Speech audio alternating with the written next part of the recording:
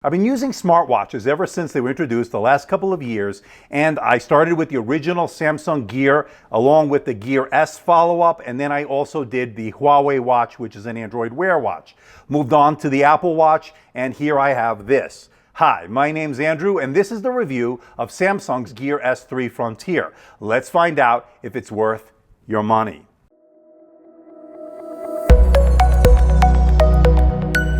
With the release of the highly anticipated follow-up to the Gear S2, Samsung recently released the Gear S3 and S3 Frontier. That's the one I'm testing right now. But will it live up to the hype? Will it be the king of the smartwatches? Let's find out. What you get under the hood is the Exynos 7270 CPU. It's a dual-core processor that runs at 1 GHz. It has 768 megabytes of RAM and 4 gigabytes of onboard storage. It weighs only 2.22 ounces and 0.51 inches thick. At 46 millimeters, it's a rather large watch and is bigger than its predecessor, the S2, which came in at 42 millimeters. But the star of the show has to be its 1.3-inch Super AMOLED display with a resolution of 320 by 320, and it's covered in Gorilla Glass SR Plus to make it scratch resistant. It is dust and water resistant as it has an IP68 rating and is covered in stainless steel 316L for durability. In addition to Wi-Fi and Bluetooth, it also has GPS built in, which means you don't need to bring your phone when you're on a run. This model also has built-in LTE. It's the AT&T variant, but there are other carriers that are going to offer this, including Verizon and T-Mobile, as well as an international GSM variant. And perhaps one of the most anticipated features is Samsung Pay. What differentiates Samsung Pay from, say, Android Pay is that all you need to do is hold it next to any standard credit card terminal. It should work, and it worked about 95% of the time that I used it. Another great feature is your ability to make and receive phone calls via Bluetooth when it's connected to your smartphone.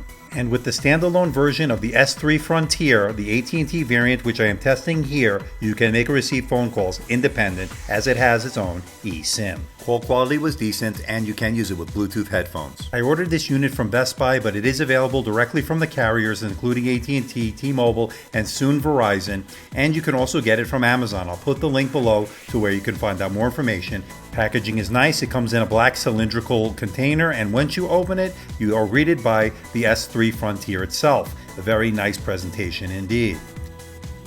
Moving along, you have some documentation which gives you a quick start guide as well as some warranty information, and you have your charging brick. Now this charging brick uses USB or micro USB to charge the device, and you have your charging cradle. Now the S3 Frontier and S3 will charge via wireless charging when you put it in this cradle. It worked very well, and it is an improvement over its previous iteration under the Samsung Gear S2. A lot better than the Huawei Watches solution, which has one of the worst charging systems out there. It wasn't always easy to get a nice fit.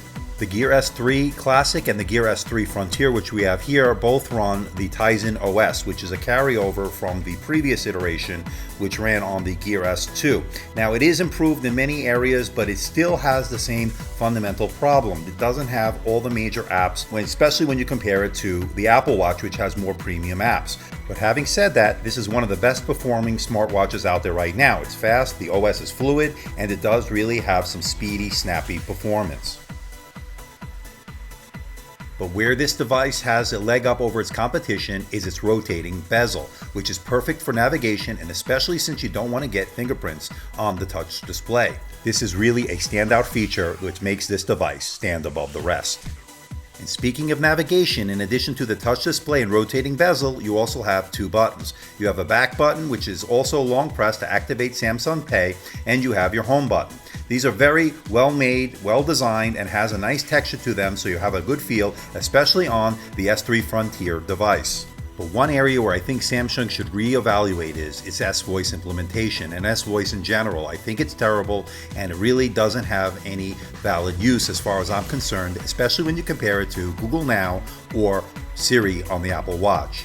The good news is there are alternatives to S-Voice, such as using your finger to draw letters is an input method. It actually worked pretty well and was pretty accurate. I was really impressed. Samsung claims you're going to get about 4 days of battery use out of this device. Now, unfortunately, I was not able to reach that figure. It was more like 2 days in real-world usage. Samsung made a great choice in deciding to go with a standard 22mm band. That means you can use third-party alternatives without any special bands needed. And for those wondering, yes, that is a Note 7 pictured with the S3 Frontier as you see here. For those worried, fortunately I did survive that blast. And no, I do not have it anymore, as it did go back to Samsung as they finally sent me the ceramic box that it was supposed to be shipped back in. And that's after waiting almost 2 months for that box. Shame on you, Samsung. Now, as far as tracking health-related activities, fitness tracking, and the like, it does have a built-in heart rate monitor, it has an altimeter, and it has built-in GPS. So if you want to go for a run and not take your phone, this gives you that option.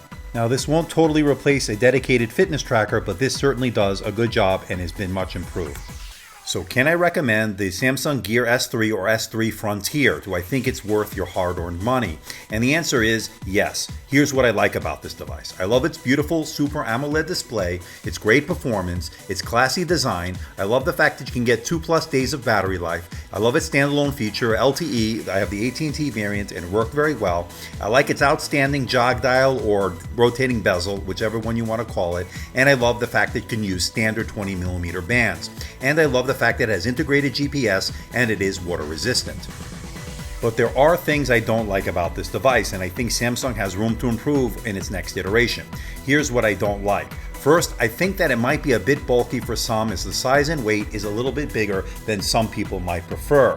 And it is bulky. Typically when you're using it during exercise, it can get in the way. And there is a dearth of apps for the Tizen OS, and that may be a disadvantage, especially when you compare it to, say, the Apple Watch, which has much more premium apps available right out the box. Samsung needs to rethink S-Voice, as it is not a viable input method as far as voice control is concerned. They need to find a different alternative method. Perhaps they can come to some agreement with Google and implement Google Now. This would make this the ideal smartwatch. But with those few negatives aside, I have to say this is one of the best smartwatches you can buy right now. It checks all the boxes you want in a smartwatch. It has a beautiful Super AMOLED display, it has the ability to use Samsung Pay, and it has GPS. It has good looks in terms of ruggedness and classy at the same time. That's why I'm going to give it an 8 out of 10. A very good buy indeed. So what do you think about the Gear S3 Frontier? Do you think it's the ultimate smartwatch that you've been waiting for? It's got built-in GPS, beautiful OLED display, it's got a heart rate monitor, and it has some decent apps, although many will say Tizen is not fully baked. There needs to be more premium apps, such as you get with the Apple Watch. But I'm curious to know what you think. Leave a comment in the comment section below. Is this something you're interested in? Did you pick one up? How has it been working out for you if you did? And if you're thinking about getting it, are you going to get this over, say, the Apple Watch? Again, it all depends on what your personal preference is. But I'm curious to know what you think. Again, leave that comment in that comment section below.